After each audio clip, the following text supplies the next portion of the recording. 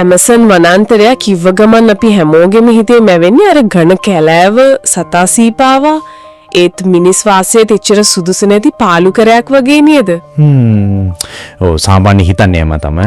හැබැයි මෑතකදී අහන්න ලැබෙන දේවල් එක කියදී අලුත් සොයා ගැනීම එක්ක මේ චිත්‍රය සම්පූර්ණයෙන්ම ප්‍රශ්න කරනවා වගේ නේද? හරියට මන්නේ ඒක. අද අපි මේ ගැඹුරින් කතා කරන්න හදන්නෙත් ඒ ගැන තමයි. ඒ කියන්නේ අලුත් සාක්ෂි තියෙනවා, පැරණි වාර්තාත් තියෙනවා.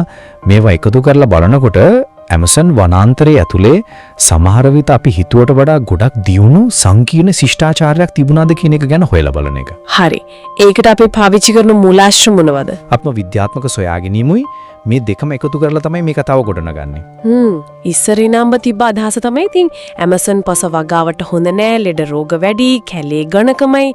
ඉතින් එහෙම ලොකු නගර ජනාවාස හදන්න බෑ කියන එකනේ. ඔව් ඒ මතය තමයි ප්‍රධාන වශයෙන් තිබුණේ. හැබැයි 1542 දී ෆ්‍රැන්සිස්කෝ දෝරියානා කියලා ස්පාඤ්ඤ ගවේෂකයෙක් ඇමසන් නදිය දිගේ ගියාම එයා වාර්තා කළේ සම්පූර්ණයෙන්ම වෙනස් කතාවක්.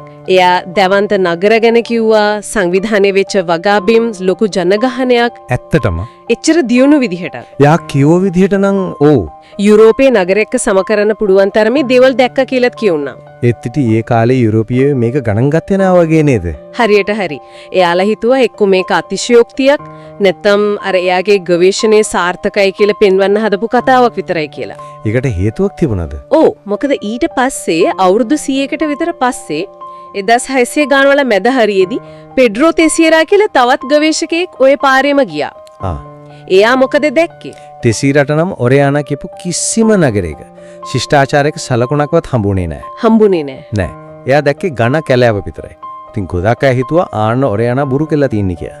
ඒත් ප්‍රශ්නේ තියෙන්නේ අවුරුදු 100ක් කියන්නේ එච්චර ලොකු කාලයක් නෙවෙයිනේ. එච්චර කාලයකින් සම්පූර්ණ ශිෂ්ටාචාරයක් නැත්තරම නැති වෙන්න පුළුවන්ද? මොකක්ද ඇත්තටම වෙන්නේ නැත්තේ? මතනදි තමයි වැදගත්ම කාරණේ එළියට එන්නේ. ඒ තමයි යුරෝපියන් ඇමරිකාවට ගෙන අප ලෙඩ රෝග. අර වසූරිය, සැරැම්පු වගේ ඒවා. ඔව්. වසූරිය, සැරැම්ප, ඉන්ෆ්ලුවෙන්සා මේ වගේ ලෙඩ ගැන ස්වදේශික ඇමරිකානු ජනතාවට විශේෂයෙන් ඇමසන් කැලෑවේ ආයට කිසිම අදහසක්වත් ප්‍රතිශක්තියක්වත් තිබුණේ නැහැ. ඒ කියන්නේ ඒ ලෙඩ ආපු ගමම් එයාලට මුහුණ දෙන්න බැරි වුණා. කිසිසේත්ම බෑ. ප්‍රතිඵලය වුණේ මහා විනාශයක්. සමහර වාර්තා කියන විදියට සමහර තැන්වල ජනගහනය 90%ක්වත් විතර. 90ක් දෙයනේ. ඔව්. 109ක් විතර පරම්පරා කීපයක් ඇතුළත නැති වෙලා ගියා. ඉතින් හිතන්න ඔරයානා ගිහින් අවුරුදු 100කට විතර පස්සේ ටෙසියරා එනකොට ඒ කියන්නේ ඔරයානා දැකපු නගර, ඒ සෙනඟ, ඒ ඔක්කොම නැති වෙලා යන්නේ නැති. වෙන්න පුළුවන්කම වැඩි. නගර පාළු වෙන්නේ නැති, වගාබින් කැලයට යට වෙන්නේ නැති, පාරවල් වෙහිලා යන්නේ නැති. ටෙසියරා දකින්න නැත්තේ නිහඬ කලාවක් විතරයි. ඒක තමයි ලීඩා කියන තාක්ෂණය. ලීඩා. ඒකෙන් පුළුවන් ගුවන් යානාවල ඉඳන් ලේසර් කිරණ යවලා ගස් කොළන් අස්සෙන්, ඒ කියන්නේ කැලෑව ભેද කරලා පොළවේ මතු පිට තියෙන දේවල් සිතියම් ගත කරන්න. පුදුමයිනේ. ඉතින් මොනවද හම්බ වෙලා තියෙන්නේ? ඇත්තටම පුදුම හිතෙන දේවල්. බොලිවියාවේ, බ්‍රසීලිය වගේ තැන්වලින් ලොකු ජාමිතික හැඩතල වලට හදපු පස්කණ්ඩි, කඳු ගැට යා කරලා හදපු ලොකු පාරවල්, දසදහස් ගාණක්, සමහර විට ලක්ෂ ගාණක් ඉන්නේ නැති කියලා හිතන්න පුළුවන් ජනාවාසවල නටබුන්. ලක්ෂ ගාණක් ඇමසන් කැලේ ඇතුලේ. ඔව්. ඒ සාක්ෂි වලින් පේන්නේ උසස් ඉංජිනේරු දැනුමක්, නගර සැලසුම් ක්‍රම තිබුණා කියලයි. ඒත් මට තියෙන ප්‍රශ්නේ තමයි අර ඇමසන් පස සරු නෑ කියන කතාවත් එක්ක මෙච්චර සෙනග කොහොමද කෑම බීම හොයාගත්තේ? ගොවිතැන් කළේ කොහොමද? අන්න ඒක තමයි අනිත් පුදුම හිතෙන කාරණය. ඒකට උත්තරේ තමයි ටෙරාප්‍රෙටා. ටෙරාප්‍රෙටා ඒ මොකද්ද? අඟුරු, කුඹල් කටු කැබලි, තවත් කාබනික් දේවල් දාලා එයාලා හලිව සාරවත් පසක් නිර්මාණය කරගෙන තියෙනවා. අඟුරු වලට පුළුවන් පෝෂ්‍ය පදාර්ථ රැඳව ගන්න. ඉතින් මේ ටෙරාප්‍රෙට පස සාමාන්‍ය ඇමසෝන් පසට වඩා ගොවිතැනට ගොඩක් හොඳයි. ඒ කියන්නේ එයාලා පරිසරයට අනුවර්තනය වුණා විතරක් නෙවෙයි, Tamanට ඕන විදිහට පරිසරය වෙලස් කරලත් තියෙනවා. නිකම්ම කැලයක් නෙවෙයි, ඒක එයාලා පාලනය කරපු භූමියක් වගේ. අන්න හරි. හරියට මේක තමයි අදහස.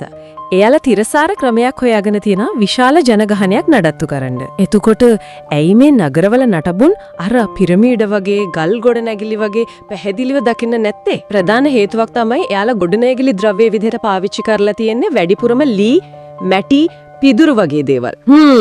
දිරණ දේවල්. ඔව්. ඉතුම් ඇමසෝන් එකේ තියෙන උණුසුම්, තෙතමනය වැඩි දේශගුණය නිසා මේවා හරිම ඉක්මනට දිරලා යනවා.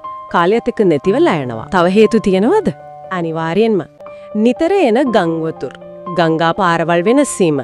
මේ නිසා ජනාවාස සේදීලා යන්නේ නැති. අනික ලිඛිත භාෂාවක් තිබුණ බවට සාක්ෂි අඩුයි. ඉතින් ඉතිහාසයේ තිබුණේ වාචිකව වෙන්නේ නැති. පරම්පරා කීපයකින් ඒවත් මැකිලා යන්න පුළුවන්. එහෙනම් අපි මෙච්චර කල් ඇමසන් ගැන හිතාගෙන හිටපු විදිය සම්පූර්ණයෙන්ම වැරදි වගේ නේද? ඒක නිකම්ම කැලාවක් නෙවෙයි. ඕ ඒක දැන් පැහැදිලි. ඒක අතීතයේදී දියුණු එකිනෙකට සම්බන්ධ වෙච්ච විශාල සමාජ ජාලයකට නිවහන වෙලා තියෙන්න ඕන. නැති වී ගිය ශිෂ්ටාචාරයක නටබුනුඩ තමයි අද අපි දකින මේ කැලෑව හැදිලා තියෙන්නේ. හරිම පුදුම හිතන කතාවක්. ඇත්තටම මේ සොයාගැනීම් කියන්නේ ඒ සමහර විට තාම මතු පිට විතරක් වෙන්න පුළුවන්. කවුද දන්නේ මේ ඝනවනාන්තරයට තව මොන වගේ රහස් ඇඟවිලා තියෙනවද කියලා. ඇත්ත. අනික මේ අතීත මිනිස්සු සබාධමත් එක්ක සහජීවනයේ තිරසාර විදියට ජීවත් වෙන්න ක්‍රම හොයාගත්තා නම් ඒකින් අපිට අදට ඉගෙන ගන්න කොච්චර දේවල් තියෙනවද? ඒක නම් හිතන්න ඕන කාරණයක් තමයි. ඉතින් ඇමසන් වනාන්තරය කියන්නේ තවමත් අභිරහස් ගොඩක් තියෙන ඩනක්. මේ කතා බහෙන් ඒ ගැන තවත් හොයන්න හිතන්න පෙළඹවීමක් ඇති වෙන්න ඇති කියලා හිතනවා.